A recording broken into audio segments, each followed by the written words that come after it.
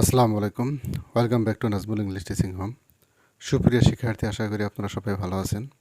আজকের ক্লাসে আমি অপটেটিভ সেন্টেন্সের ডিরেক্ট থেকে ইনডাইরেক্ট করার পদ্ধতি শেখাবো, নিয়ম শেখাবো।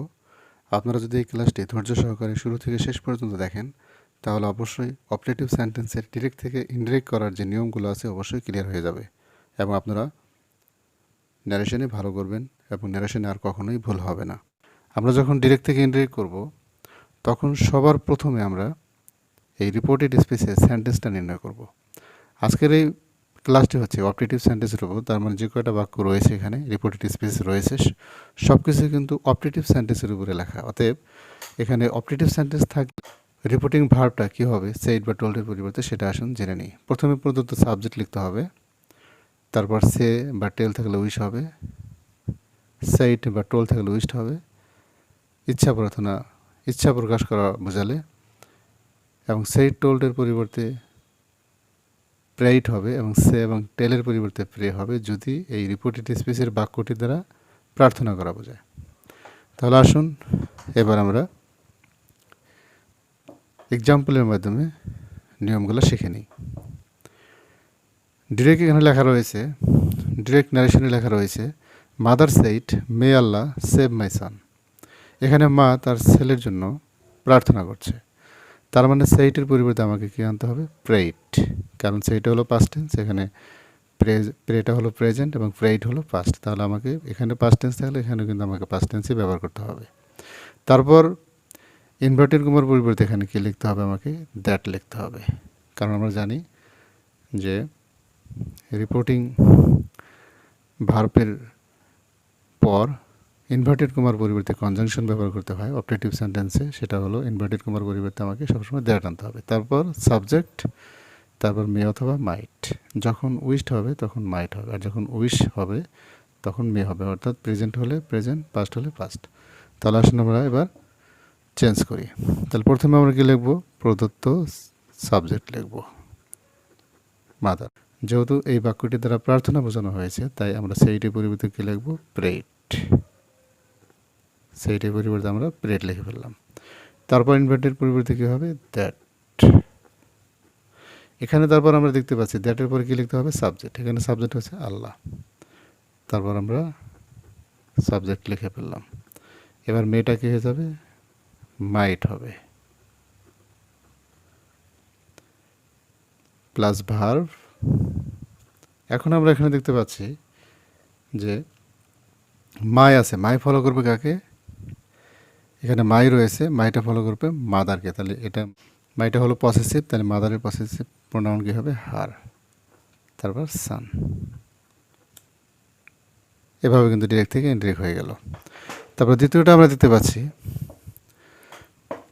Monira said long live my brother. এই বাক্যটি দ্বারা, এই রিপোর্টেড স্পিচটি দ্বারা ইচ্ছা প্রকাশ করা বোঝানো হয়েছে, তাই আমরা প্রথমে কি লিখব, প্রদত্ত সাবজেক্ট মনিরা, তারপর সেইটের পরিবর্তে যেহেতু ইচ্ছা প্রকাশার্থে যেহেতু উইস্ট ব্যবহার হয়, তাহলে আমরা সেইটের পরিবর্তে কি নিয়ে আসবো, উইস্ট। ইনভার্টেড পরিবর্তে কী হবে, দ্যাট। তারপর কিন্তু আবার সাবজেক্ট লিখতে হবে, মাই ব্রাদার এখানে হলো সাবজেক্ট, তাহলে মাই ব্রাদারটা আমাদের এই দ্যাটের পরে লিখতে হবে। যেহেতু মাইটা ফলো করবে রিপোর্টিং ভার্বের সাবজেক্টকে, তাহলে মনিরা হলো ফিমেল ইন জেন্ডার, তাহলে এটা মাইটা হবে কি, হার হবে, তারপর ব্রাদার। এবার অর্থাৎ ডেটের পরে আমাদের সাবজেক্ট লিখতে হবে, সাবজেক্টটা লিখে ফেললাম। তারপর মেয়ে মাইট আনতে হবে, যেহেতু উইস্ট, তাহলে আমাকে অবশ্যই এখানে মেয়ে এবং মেয়ে অথবা মাইট কিন্তু এখানে উল্লেখ নেই, তারপরে কিন্তু আমাদের লিখতে হবে, কারণ এই বাক্যটি হলো অপটেটিভ সেন্টেন্স। তাহলে আমরা এখানে কি লিখব, মাইট, তারপর ভার্ব লিভ লং। তৃতীয় যে সেন্টেন্সটা দেখতে পাচ্ছি, father said long last the project. প্রজেক্টটি দীর্ঘস্থায়ী হোক, অর্থাৎ এটাও কিন্তু একটা ইচ্ছা প্রকাশ করা বোঝাচ্ছে। তাহলে আমরা কী করবো, এবার ফাদার সেইটার পরিবর্তে কী হবে, উইস্ট। ইনভার্টেড পরিবর্তে কী হবে দ্যাট। তারপর প্রদত্ত সাবজেক্ট, এখানে প্রদত্ত সাবজেক্ট হলো দ্য প্রজেক্ট।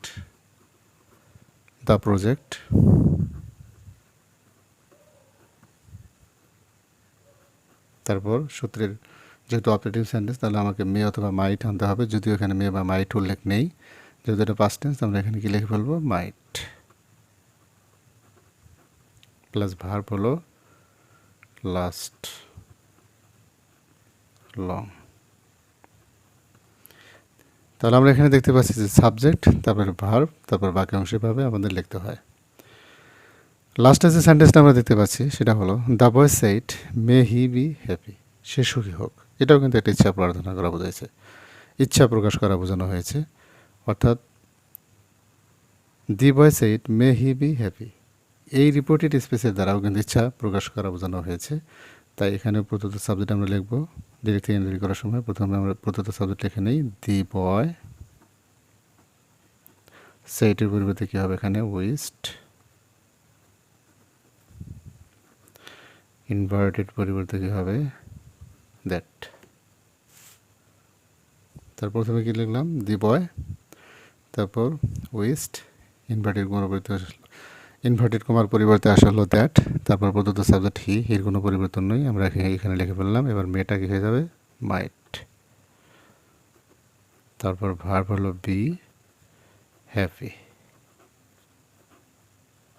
তাহলে এভাবে ডিরেক্ট থেকে ইনডাইরেক্ট করতে হয়। সুপ্রিয় শিক্ষার্থী, যদি আপনারা এই ক্লাসটি শুরু থেকে শেষ পর্যন্ত দেখেন, আশা করি আপনারা এই অপারেটিভ সেন্টেন্সের ডিরেক্টকে ইনডাইরেক্ট করতে আর কোনো সমস্যায় পড়বেন না। আমি আবারও স্মরণ করে দিচ্ছি, যদি রিপোর্টেড স্পেসের দ্বারা প্রার্থনা করা বোঝায় তাহলে প্রে অথবা প্রেইট হবে, আর ইচ্ছা প্রকাশ করা বোঝালে উইশ অথবা উইশড হবে, এবং ইনভার্টেড কমার পরিবর্তে দ্যাট হবে। সাবজেক্টের পর মে মাইট। এই তথ্যটুকু যদি আপনারা মাথায় রাখতে পারেন তাহলে অপারেটিভ সেন্টেন্সের ডিরেক্ট থেকে ইনডাইরেক্ট করতে আপনাদের আর কোনো সমস্যা হবে না। সুপ্রিয় শিক্ষার্থী, যদি এই আমার ক্লাসটি আপনাদের ভালো লেগে থাকে তাহলে অবশ্যই লাইক, কমেন্ট, শেয়ার করবেন এবং আমার এই চ্যানেলটি সাবস্ক্রাইব করবেন। আর যদি ইতিমধ্যে সাবস্ক্রাইব করে থাকেন তাহলে এই জন্য আপনাদের অনেক অনেক ধন্যবাদ। আসসালামু আলাইকুম।